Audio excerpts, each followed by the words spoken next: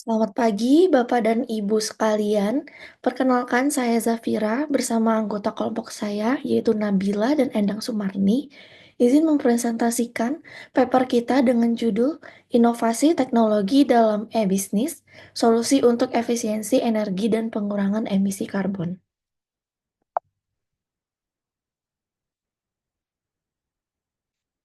Jadi untuk pendahuluannya, e-bisnis berperan penting dalam pembangunan berkelanjutan dengan teknologi yang mendukung efisiensi energi dan pengurangan emisi karbon, seperti sistem manajemen bangunan pintar yang meningkatkan efisiensi energi hingga 30%, menurut Arifin, dan penggunaan smart grids untuk energi terbarukan, menurut Sukmawati. Di Indonesia, banyak bangunan yang belum memenuhi standar hijau, sehingga diperlukan peningkatan pengelolaan energi. Penelitian ini untuk menganalisis inovasi teknologi e-bisnis untuk mendukung efisiensi energi dan kontribusinya terhadap pembangunan berkelanjutan di Indonesia. Tujuan penelitian ini adalah untuk menganalisis dampak teknologi seperti IoT, Big Data, dan Cloud Computing dalam mengurangi konsumsi energi dan jejak karbon di e-bisnis, serta mengeksplorasi peran kolaborasi antara pemerintah, swasta, dan masyarakat dalam mendukung keberlanjutan dan pengurangan emisi karbon.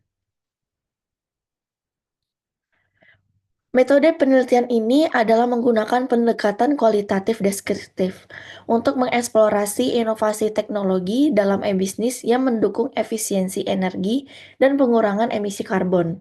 Untuk studi literatur, yaitu untuk mempelajari teori-teori terkait green building dan teknologi ramah lingkungan sebagai dasar analisis. Lalu untuk lokasi penelitiannya, yaitu di gedung-gedung yang menerapkan konsep green building dengan fokus pada Menara BCA di Grand Indonesia, Jakarta. Lalu observasi langsung, yaitu menganalisis peruntukan lahan, pengaturan utilitas, material, dan konstruksi bangunan. Lalu untuk pengumpulan data sekundernya, yaitu menggunakan data dari gedung lain yang bersertifikasi Greenship sebagai pembandingnya. Lalu untuk analisis data, yaitu untuk membandingkan hasil observasi dengan kriteria sistem rating bangunan hijau seperti efisiensi energi, konservasi air, dan kualitas udara. Lalu tujuan untuk dilakukan penelitian ini yaitu memberikan rekomendasi untuk meningkatkan efisiensi energi dan pengurangan emisi karbon dalam pengelolaan gedung.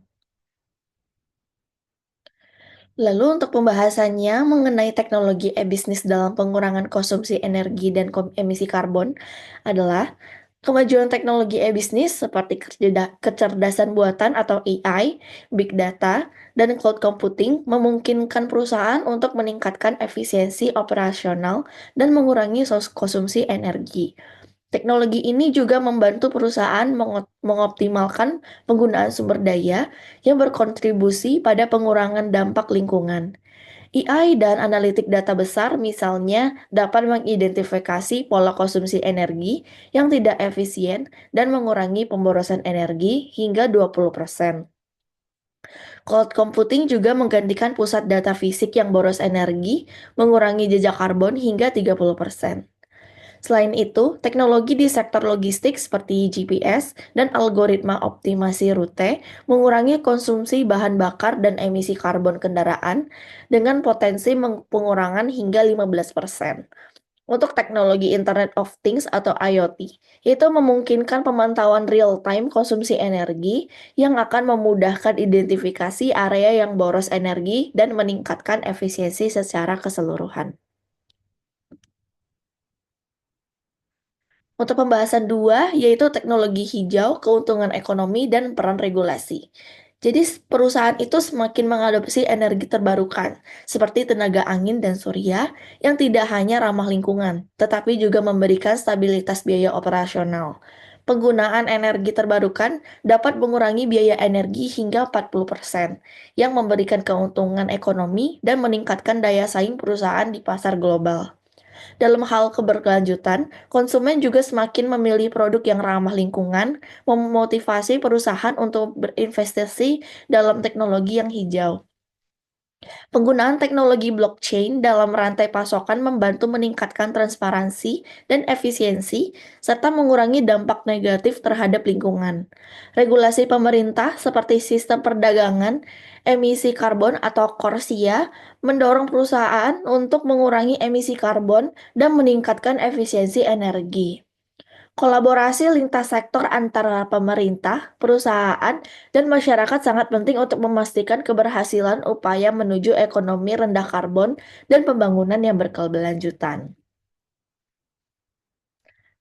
Lalu kesimpulannya adalah inovasi teknologi dalam e-bisnis telah meningkatkan efisiensi energi dan mengurangi emisi karbon melalui penggunaan teknologi ramah lingkungan seperti IoT, Big Data, dan Cloud Computing.